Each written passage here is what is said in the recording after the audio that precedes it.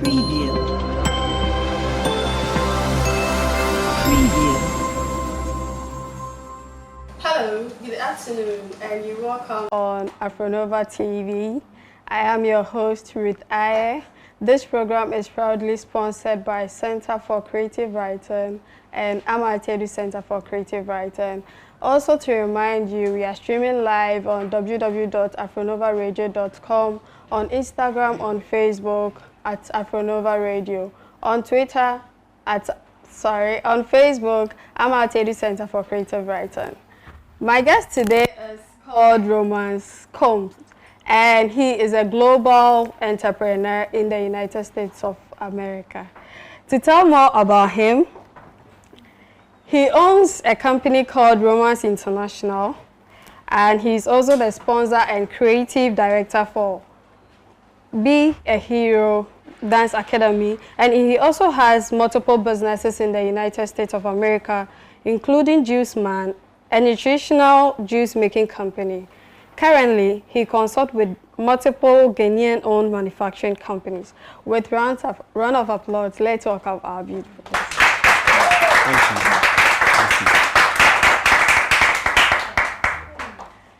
Romance, you're welcome. Thank you. How is everything? Everything is good. Everything is good. I just want to thank Nana for providing the opportunity and Kimberly and Frank for also making that connection. So I just had to do that. I'm doing well though. How about you? I'm good. Okay, so doing my research, I read that you own Romance International. Yes. Can you tell us more about it? Yeah, so Romance International Project is a global consulting company. We work with small businesses who have a vision, who have goals, and they're trying to get to the next level. So one of the things that guides my company is the power of relationship, the power of management, the power of planning, and the power of organization. All those things can take a company as far as they can see. So simply, that's what Romance International is. Great. Yeah. What is it like being in Romance Combs? It's very deep. It's very deep. I've been through a lot. Even though I'm 24, like I feel like I'm in my 30s, just mentally, because of the experiences and the things that I've been through.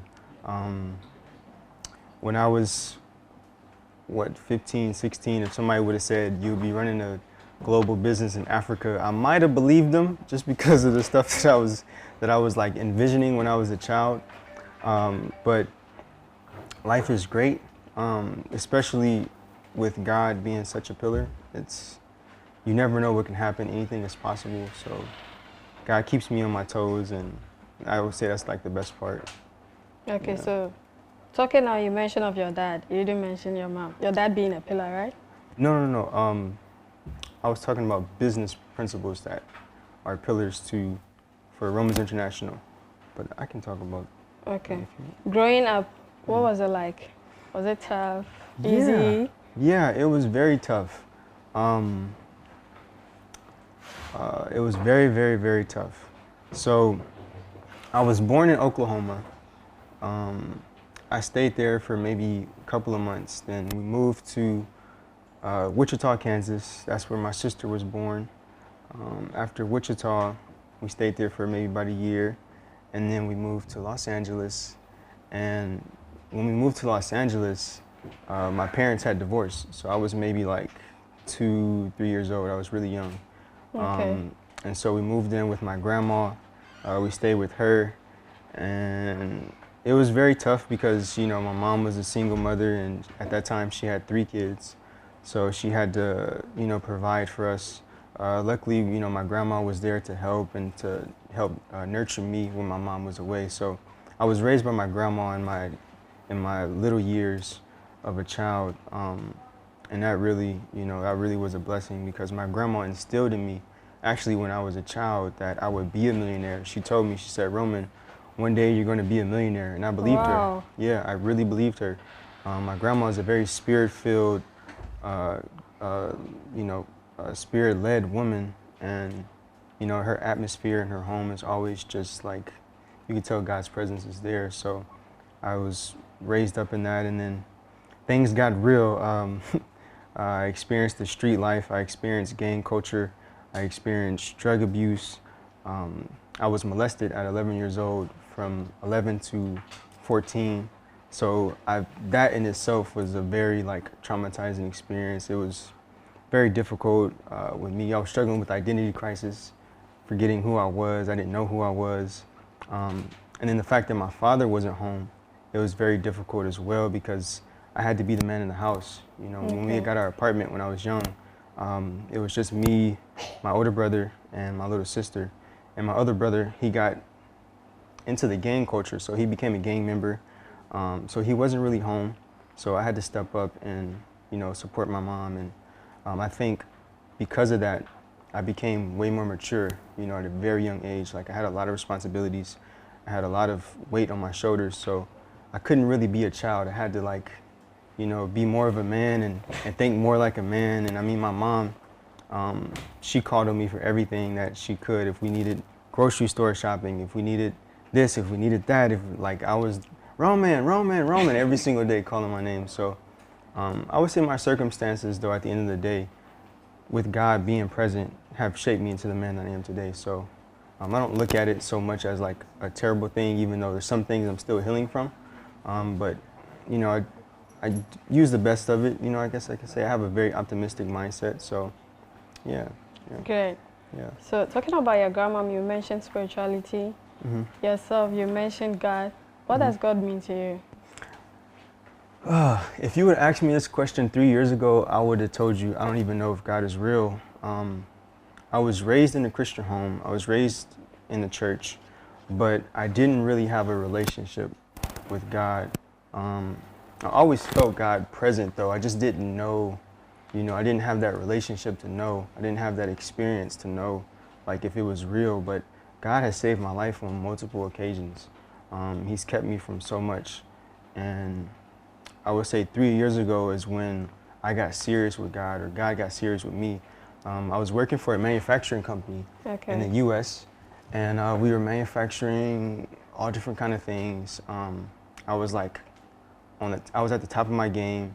I was rising the ranks. It was corporate, so you know, I had a good job, good pay, good life.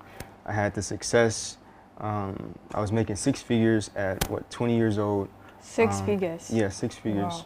Wow. So I had the success, but I didn't have the God part. And so when life tested me and I started to go through things, and you know, I was living in sin, I came to a point where it was like I wanted to give up. You know, I wanted to give up. And God came to me in a vision, and he showed me this light that I just can't even describe. And I was in my car at the time, and I was actually crying because I felt very bad about just my life. And God said, this is what you mean to me. And he showed me this beautiful light. It was like fluorescent, blue colored. It was just so beautiful. I can't describe it. And in that moment, I was like, it was very hard for me because I was still questioning, like, is God really real? Like, is he really real?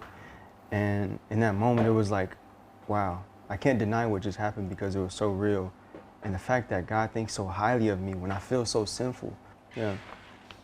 It's all about the mindsets. Yes, yes. On that note, we are going for a quick musical break, and we'll be right back.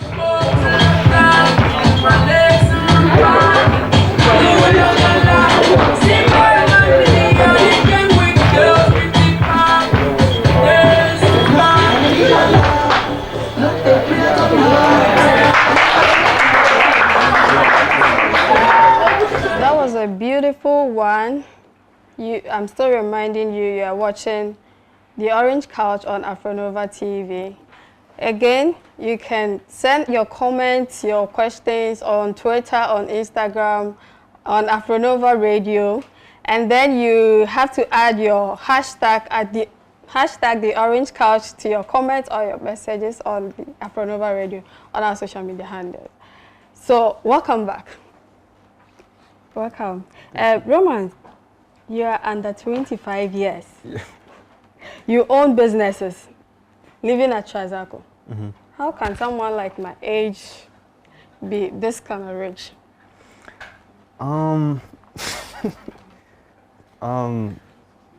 The honest question, which is not a popular one, Okay. it would be like spending time alone Figuring Spending out, time alone. yeah, Okay. spending time alone, figuring out what your skill, what your passion, you know, what it is that God is speaking to you about.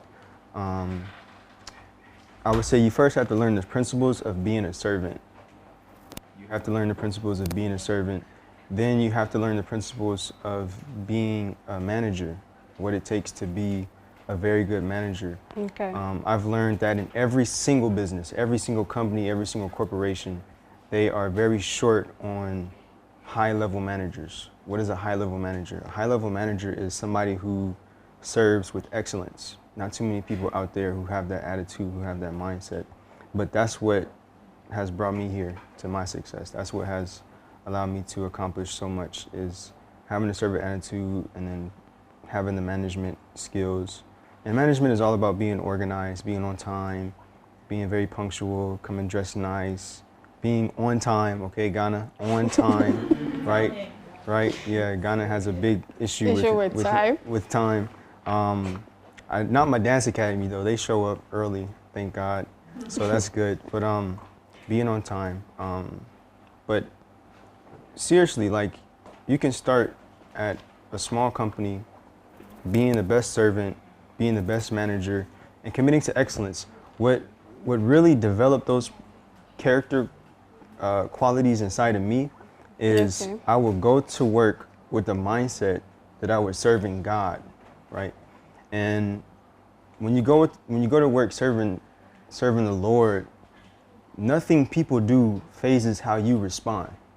So, in a sense, let's say your boss comes in and he yells at you for not doing something right.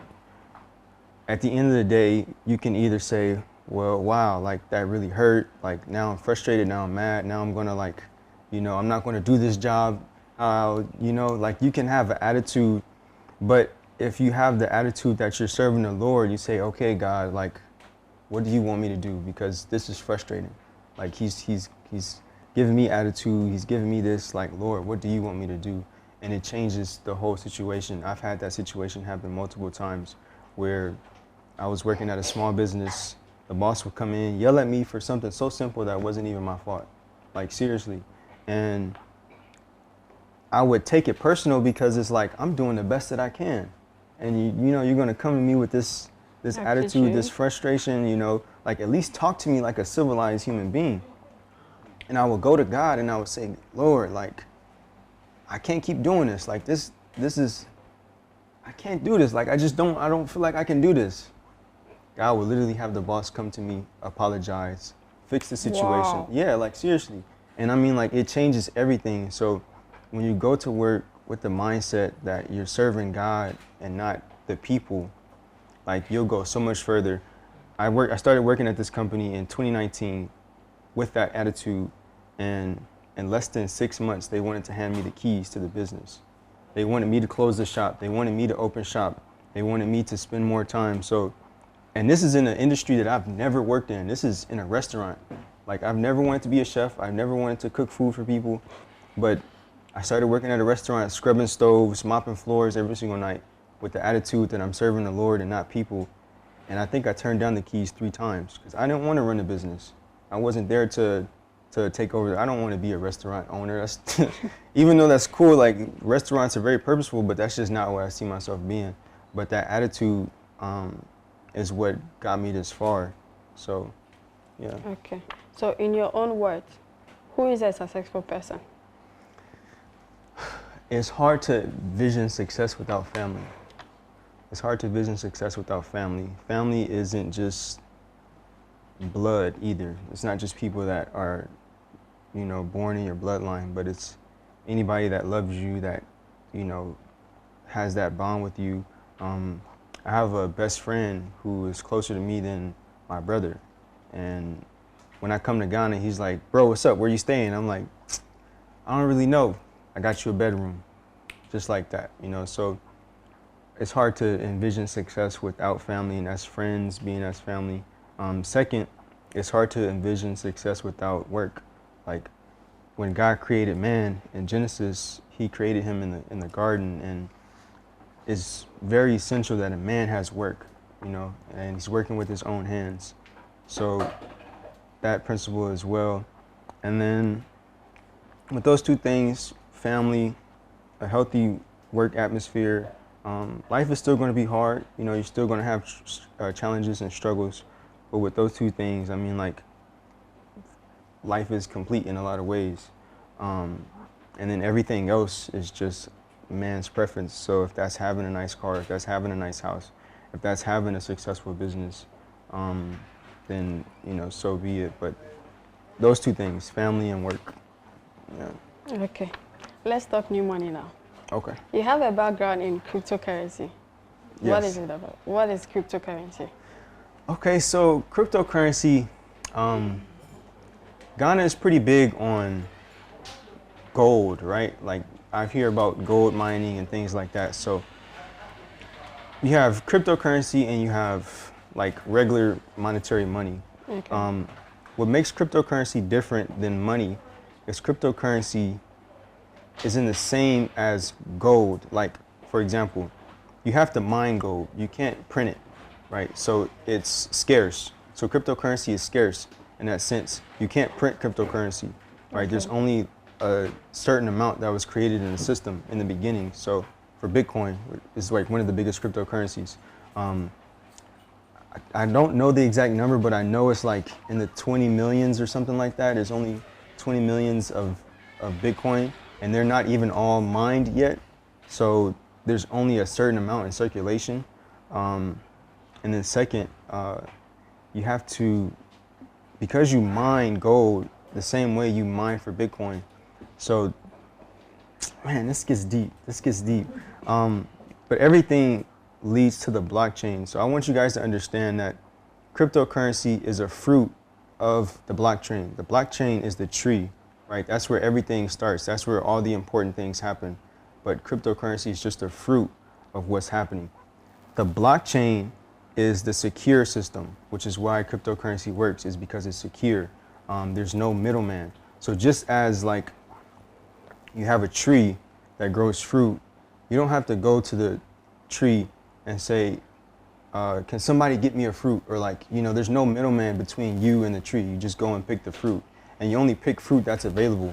In the same way, the blockchain is a notary. It keeps track of everything. So if there's only 10 mangoes on the tree, nobody can come and say there's 11 mangoes, because the blockchain is keeping track of everything. Like, that's what makes it such a valuable, you know, concept as well. I can't get so deep into it because it's very extensive. How can one become rich out of it? Okay, I would say on a serious note, and I want to say this beforehand, is wealth takes time, right? You can't get wealthy overnight. On a serious note, if you study the blockchain, if you understand the blockchain will give you ideas of the future. Okay. For example, with my knowledge of the blockchain, I see how blockchain is going to change real estate. Real estate is one of the biggest, wealthiest industries that you can get into. If you understand the blockchain, you'll see like how the future is going to become. So study the blockchain, understand the blockchain as much as possible. Whatever God gives you in terms of your ideas, like, follow it. It'll take maybe 5-6 years, but people will be coming to you for, you know, their business needs. So that's a simple answer. In everything you do, you have to be honest. This is to remind you that you are watching The Orange Couch on Afronova TV. I am your host, Ruth Aye. I'm with you till 3 p.m. And you can also watch us live on Facebook, on Amat Edu Center for Creative Writing, on Instagram, on Twitter at Afronova Radio. That reminds you, we are streaming live on www.afronovaradio.com. My last question before I go to the audience to take their question. Yes. It's not really a question, but I just want to know, are you happy? Because from the way you're talking, are you happy being here in Ghana? And are you happy as a person? Yes, sir. Yeah, I'm honestly overwhelmed sometimes with happiness. I still have like internal things that I'm healing from, past situations, things like that, relationships, like, but other than that, my life is full circle perfect. And like it's something that's very uncommon. You know, Okay, fun. Are you rich? very, very, Very. very, very. Wow, that's great. Okay, I'm taking questions from my audience. I'm sure they have questions for you. So if anyone has a question, kindly raise your hand. You ask him, he answer for you. Any question? Okay, narrator. So I wanted to ask whether he's single or It's very necessary. engaged. Or engaged. It's very necessary she gets to know about it. So I am rather occupied. You are occupied. I am occupied. Broken and- hearts. She's heartbroken. Sorry. Yes. Any other question, please? Okay, Miss Vanessa. So when Nana Echampo was introducing you, he made us aware that you don't make a lot of noise about you being a millionaire. I want to know how that works.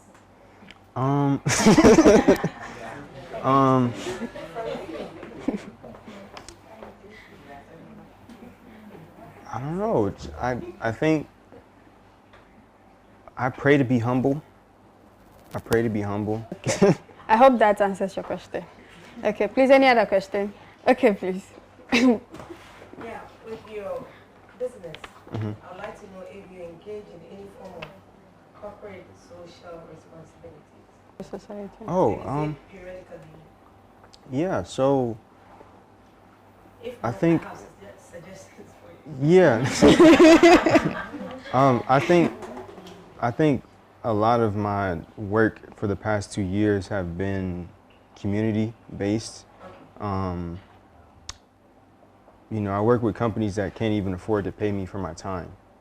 So I've been doing that for a very good time now. I sacrifice a whole lot to, you know, contribute to the community. And I think even Bi Academy is a testament to that. It's not a nonprofit organization, but it's a group of boys who have a dream and no platform or resources. And so I contribute as much as I can to see them forward. And I'm going to be on the board of the gentleman next to you. So I'll be working with him and contributing my mind power and time to helping him see forward. So We are connected then. yeah. Okay, so I'd like to ask your opinion on LGBT at large. What about it? Your thoughts on LGBT. Okay. My honest thought. This is my honest thought. I feel like for the relationships that I've had where the individual identified as LGBTQ, there's always a backstory. And I think at the end of the day, that individual goes through something and it grows. It's a seed that gets planted. And just like for me, when I was molested at 11, I suffered identity crisis. I didn't know what I was worth because of what happened. And like I struggled with finding, you know, my worth. I feel like for the people that I've met, the relationships that I have, just speaking on the relationships that I've had where they identify with LGBTQ, something happens to them as a child. Something happens to them when they're young. And that situation has grown, right? And it's become like their identity. That's my honest opinion on it. I feel like the people that I've known, something happened to them when they were young, Okay. right? And they never got a chance to talk about it or like heal from it, right?